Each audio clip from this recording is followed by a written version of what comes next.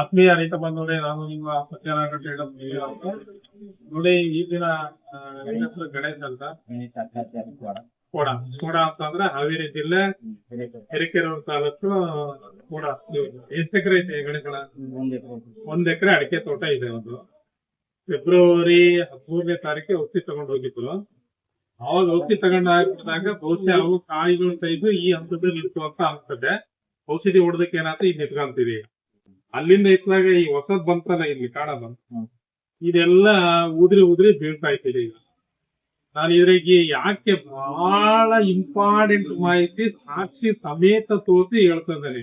ಇವು ನಮಗೆ ತಂದದಕ್ಕೆ ನಂಗೆ ಬಹಳ ಖುಷಿ ಆಯ್ತು. ಇಲ್ಲ ಅಂತಂದ್ರೆ ಮಿಸ್ಲೀಡ್ ಆಗ್ಬಿಟ್ಟಿದ್ದೀವಿ.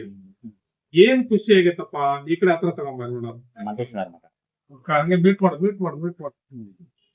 ಕಡೆಗದ. ನೋಡಿ ರೈತ ಬಾಂಧವ್ರೆ, ಮತ್ ಹೊಸದಾಗಿನಾತ ಈಗ ಕಂಟಿನ್ಯೂ ಅಲ್ಲಿ ನೋಡಿ ರೈತ ಬಾಂಧವ್ರೆ, ಇಲ್ಲಿ ಹತ್ರ ತಗೊಂಡ್ ನೋಡಿ ಏನ್ ಸಮಸ್ಯೆ ಆಗೈತಿ ಇಲ್ಲಿ. ಈಗ ನೋಡಿ ಇದನ್ನ ಇಲ್ಲೆಲ್ಲ ಕಟ್ ಮಾಡಿದೀನಿ. ನೋಡಿ ಇದು ಹಿಂಗಿತ್ತು ಅಲ್ವಾ? ನಾನು ವಿಡಿಯೋದಾಗ ಹೇಳ್ತೀನಿ, ಇದು ಹಿಂಗ್ ತುದಿ ಸುಡ್ತಾ ಇತ್ತು ಅಂದ್ರೆ ಇದೆಲ್ಲ ರೋಗ ಅಂತ ನಾನು ಹೇಳ್ತೀನಿ. ನೋಡಿ ಇಲ್ಲಿ ರೋಗ, ಇದ್ರಲ್ಲೂ ಕಾಯಿಲ್ಲ ಐತೆ. ಈಗ ಉದುರಿ ಬಿದ್ದದ್ದು ತಗೊಂಡ್ಬಂದಿದ್ದಾರೆ ಅವ್ರು. ಉದುರಿ ಬಿದ್ದದ್ದು ಇಲ್ಲಿ ತಗೊಂಡ್ಬಂದಿದ್ದಾರೆ. ಇದು ಹಿಂಗಿತ್ತಿದೆ, ಇದು ನೀಟಾಗಿ ಕಾಣ್ಬೇಕು ಕೂಡ, ಹೌದಾ? ಇದನ್ನ ನಾನು ಕಟ್ ಮಾಡಿದೆ. ಈಗ ಇಲ್ಲಿ ತುಂಬ ಒಳಗಡೆ ಹೋಗೈತೆ, ಪೋಷಕಾಂಶ ಬೋರಾನ್ ಕೊರತೆ ಆಗೈತೆ ಅಂತ ಗೊತ್ತಾಯ್ತು. ಇದನ್ನ ಕಟ್ ಮಾಡಿ ನೋಡಿದ್ರೆ ತೊಟ್ಟು ಲೂಸ್ ಆಗ್ತತೆ. ಲೂಸ್ ಆದಾಗ ಏನಾಗೈತೆ ನೋಡಿ, ಇದ್ರ ಒಳಗಡೆನೂ ಕೂಡ ಫುಲ್ ಬ್ಲಾಕ್ ಆಗೈತೆ. ಇಲ್ಲೆಲ್ಲ ನೋಡಿ, ಇಲ್ಲಿ ಬ್ಲಾಕ್ ಆಗಿರೋದು ನಿಮಗೆ ಕಾಣ್ತದೆ. ಇನ್ನೊಂದ್ ಬೇಕಾದ್ರೆ ಹೊಸ ತಗೊಂಡು ಕಟ್ ಮಾಡಿ ನೋಡುವ. ಇದು ಬೇಡ, ತುಂಬೆಲ್ಲ ಹೋಗಿರೋದು ಕೊಡುದು. ನೋಡಿ ಇದು ಚೆನ್ನಾಗೈತೆ. ಇಲ್ಲಿಗ ಇದು ತೊಟ್ಟು ಅಂತಂದ್ರೆ ಇದು ಒಳಗಡೆ ಇದೇನು ಈ ಒಳಗಡೆ ಹೋಗೈತಲ್ಲ, ಇದನ್ನ ನಾವು ತೊಟ್ಟು ಅಂತ ಕರಿತೀವಲ್ಲ, ಈ ತೊಟ್ಟಿದು ನೋಡಿ ಇಲ್ಲಿ ರೋಗ ಐತೆ ಅಂತ ಮೇಲೆ ಗೊತ್ತಾಗ್ತದೆ. ಆದ್ರೆ ಇದನ್ನ ಕಟ್ ಮಾಡಿ ನೋಡಿದ್ರೆ ಇದ್ರ ಒಳಗಡೆ ನೋಡಿ ಇಲ್ಲಿ ಕಾಣ್ತದೆ ನೋಡಿ ಅಲ್ವಾ? ಮತ್ತೆ ಇದು ರೋಗನೆ ಫುಲ್ ಒಳಗಡೆ ಇಂಜೆಕ್ಟ್ ಆಗ್ಬಿಟ್ಟು ರೋಗನೆ ಬಂದತ್ತೆ ಅನ್ನೋದಕ್ಕೆ ಇದು ಸಾಕ್ಷಿ. ಮತ್ತೆ ಇದು ಹೆಂಗ್ ಕಾಯಿ ಹಿಡಿತದೆ ನೋಡಿ. ಇದು ಇನ್ನೂ ನಾನು ಇದು ಹೆಂಗೆ ನೋಡಿ, ಇದು ರ್ಯಾಪರ್, ಇದು ಒಳಗಡೆ ಇದು ಮೇಲ್ಗಡೆದ ಏನೋ ಗಟ್ಟಿ ಇರ್ತದೆ ರ್ಯಾಪರ್ ಅದು ನೋಡಿ. ಇದು ಇದ್ರದ್ದು ತುಂಬ ಅಂತ ಕರಿತೀವಲ್ಲ, ಅದು ಇದ್ರದ್ದು ನೋಡಿ. ಇದು ಕೊಳತೆಗೆಲ್ಲ, ಹೌದಾ?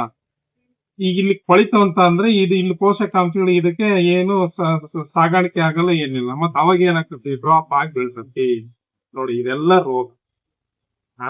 ಔಷಧಿ ಸಿಂಪಡಣೆ ಮಾಡ್ಲಿಲ್ಲ ಅಂತ ಅಂದ್ರೆ ಇದು ರೋಗ ಬರ್ತದೆ. ರೋಗ ಬರೋದು ತುಂಬಾ ವಿಡಿಯೋಗಳಲ್ಲಿ ಹೇಳಿದೀನಿ, ಹೆಂಗೆ ರೋಗ ಬರ್ತದೆ, ಹೆಂಗೆ ರೋಗ ಬರಲ್ಲ ಅಂತ. ಮತ್ತೆ ನೋಡಿ ಇಲ್ಲೊಂದು ಕೂಡ ಕಾಯಿಯನ್ನ ನಾನೇನ್ ಮಾಡಿದೀನಿ, ಹಿಂಗ್ ತಗೊಂಡಿದ್ದೆ ಇದನ್ನ. ಇದು ಚೆನ್ನಾಗಿತ್ತು ನೋಡಿ. ಇದು ಕ್ಯಾಪ್ ತಗದಾಗ ನೋಡಿ, ಇಲ್ಲೊಂದು ಕ್ಯಾಪ್ ತಗೊಂಡು ನೋಡಿ, ಇದು ತುಂಬೆಲ್ಲ ಹೊರಟೋಗಿತ್ತು, ಹೌದಾ? ತುಂಬೆಲ್ಲ ಇದೆಲ್ಲ ಹೋಗಿ ಬಿಟ್ಟೈತಿ. ಇದು ಅದಕ್ಕೆ ಏನಾಗೈತಿ, ಕಳ್ಸ್ಕೊಂಡ್ಬಿಟ್ಟೈತೆ ರೋಗ ಎಲ್ಲ.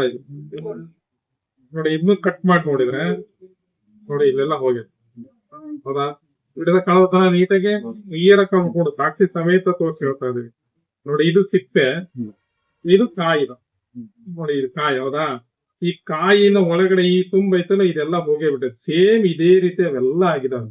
ಅದಕ್ಕೆ ಏನಾಗೈತಿ, ರೋಗದ ಬಾಧೆ ಜಾಸ್ತಿ ಆಗಿ ಇವೆಲ್ಲ ಕಳ್ಸ್ಕೊಂಡು ಬಿದ್ದಿದಾವೆ ನೋಡಿ. ಮತ್ತೆ ಇನ್ನೊಂದು ಇಲ್ಲಿ ಚೆನ್ನಾಗಿದೆ, ಇಲ್ಲೊಂದು ಚೆನ್ನಾಗಿದೆ ಕಾಯಿ, ಇನ್ನೊಂದು ಕಿತ್ಕೊಂಡ್ ಬಂದಿದ್ದಾರೆ. ಬಹಳ ಖುಷಿ ಕೊಡೋದು ನೋಡಿ. ಇದು ತುಂಬ ಒಳ ಹೋಗಿಲ್ಲ, ಅಲ್ಲಿ ಏನ ಕರೆಕ್ಟ್ ಇದೆ ನೋಡಿ. ಇದನ್ನ ಕಿತ್ತು ನೋಡಿದ್ರೆ ಇದನ್ನೆಲ್ಲ ಸಿಪ್ಪೆ ತೆಗೆದ್ರೆ ಇದ್ರದ್ದು ನೋಡಿ, ಇದು ಚೆನ್ನಾಗಿದೆ, ಹೌದಾ? ಏನಾಗಿಲ್ಲ, ಕಾಣೋದಾದಷ್ಟೇ ನೀಟಾಗೆ ನೋಡಿ, ಏನಾಗಿಲ್ಲ. ಇದನ್ನ ಕಟ್ ಮಾಡಿ ನೋಡಿದ್ರೆ, ಇದನ್ನ ಕಟ್ ಮಾಡಿ ನೋಡೋಣ. ಇದು ಆರೋಗ್ಯಕರವಾಗಿರ್ತಕ್ಕಂಥದ್ದು, ಗೊನೆಯಲ್ಲೇ ಇರೋದು ಇದು. ಇದ್ರಲ್ಲಿ ಏನ್ ರೋಗ ಐತಾ ನೋಡೋಣ. ನೋಡಿ ಇದ್ರ ರೋಗ ಇಲ್ಲ, ಇದು ಕ್ಲಾರಿಟಿ ಐತೆ, ಯಾವ್ದೇ ರೋಗ ಇಲ್ಲ. ಅದಕ್ಕೆ ಇದು ಉದುರಿ ಬಿದ್ದ. ನೆಕ್ಸ್ಟ್ ಇಲ್ಲೊಂದಿದೆ ನೋಡಿ, ಇದು ಸಣ್ಣದು. ಇದು ಕಟ್ ಮಾಡಿ ಕಾಣ್ತದ ನೋಡಿ. ಇದು ಬಹಳ ಗಟ್ಟಿ ಐತಿ, ಮುರಿದ್ರು ಬರ್ತಾ ಇಲ್ಲ ಇದು, ಹೌದಾ? ಇದನ್ನು ಒಂದ್ ಚೆನ್ನಾಗಿರೋದು ಕಟ್ ಮಾಡಿ ನೋಡೋಣ. ಇದಕ್ಕೂ ರೋಗ ಸ್ವಲ್ಪ ತುದಿ ಎಲ್ಲ ಸ್ಟಾರ್ಟ್ ಆಗೈತೆ, ಆದ್ರೂ ಕೂಡ ಇದನ್ನ ಕಟ್ ಮಾಡಿ ನೋಡೋಣ. ನೋಡಿ ಇದ್ರಲ್ಲಿ ಯಾವ್ದು ರೋಗ ಇದೆ ಕಾಣುತ್ತಲ್ಲ ನೋಡಿ, ರೋಗ ಎಲ್ಲ. ಇದ್ರಲ್ಲಿ ಏನ್ ಸಾಬೀತಾತು ಅಂತ ಅಂದ್ರೆ, ಒಂದು ಪೋಷಕಾಂಶಗಳ ನ್ಯೂನತೆ ಕರೆಕ್ಟ್. ಅಂದ್ರೆ ರೋಗ ಬಂದಾಗ ಪೋಷಕಾಂಶಗಳ ಸರಬರಾಜು ಆಗಲ್ಲ, ಕೊಳಿತತೆ, ಆವಾಗ ಅದು ನೆಟ್ ಎಲ್ಲ ಉದುರಿ ಬೀಳ್ತದೆ. ರೋಗ ಬರೋದಕ್ಕೆ ಹಲವಾರು ಕಾರಣಗಳಾಗಿರ್ತದೆ. ಕಾಡುಗಳಲ್ಲೇ ರೋಗ ಇರ್ತದೆ, ಕುತ್ತಿಗೆ ಕಾಲದಲ್ಲಿ ರೋಗ ಇರ್ತದೆ. ರೋಗದ ಬಾಧೆ ಜಾಸ್ತಿ ಅದ ಏನಾಗ್ತದೆ, ಎಲ್ಲ ಉದುರಿ ಬೀಳ್ತದೆ.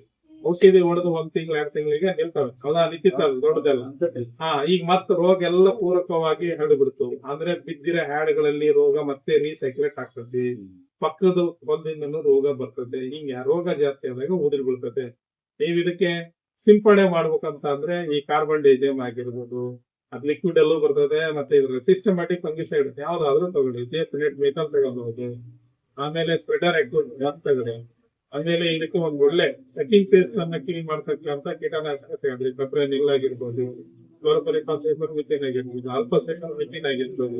ಇಂಥ ಕೀಟನಾಶಕಗಳು ಮತ್ತೆ ಶಿಲೀಂಧ್ರನಾಶಕ ಸ್ವೆಟರ್ ಹಾಕೊಂಡು ಗಮ್ ಹಾಕೊಂಡು ಇದಕ್ಕೆ ಸಿಂಪಡಣೆ ಮಾಡಿದ್ರೆ ಫುಲ್ ನೆನೆಯಂಗೆ ನೀಟಾಗಿ 360 ಡಿಗ್ರಿ ಫುಲ್ ನೆನೆಯಂಗೆ ನಾವು ಸಿಂಪಡಣೆ ಮಾಡಿಬಿಟ್ರೆ ಕಂಪ್ಲೀಟ್ ಆಗಿ ಅದೆಲ್ಲ ನಿಲ್ತದೆ.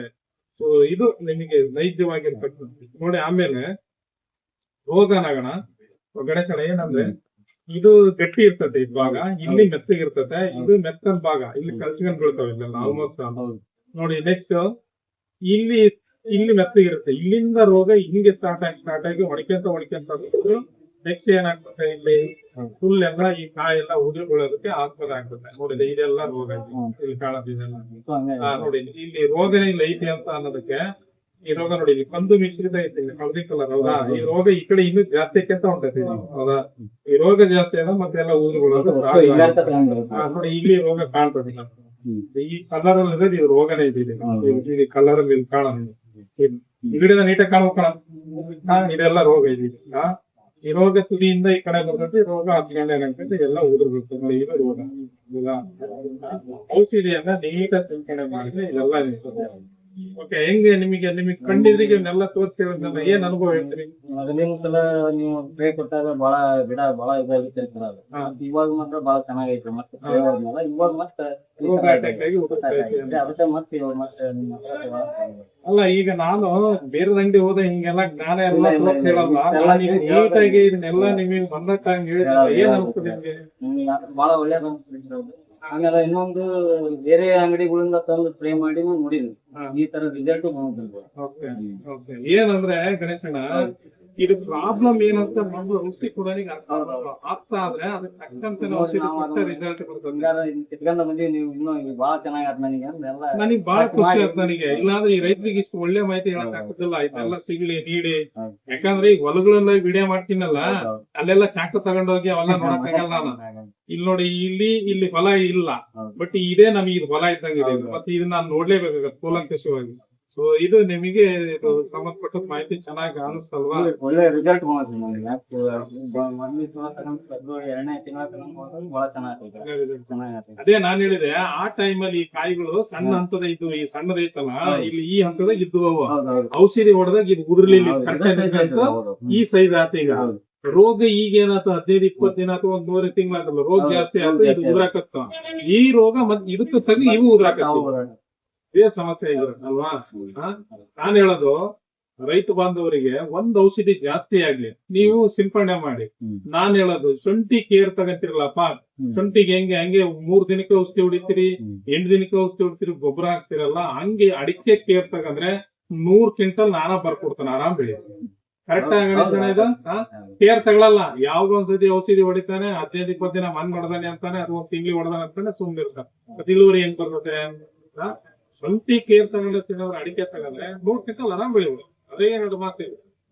ಇದು ನಿಮಗೆ ವೈಜ್ಞಾನಿಕವಾಗಿ ತಂದೆಯಲ್ಲಿದ್ದಾರೆ, ನೀಟಾಗಿ ತಿಳಿಸಿ ಹೇಳಿದ್ದೀರಿ. ಓಕೆ, ಧನ್ಯವಾದಗಳು.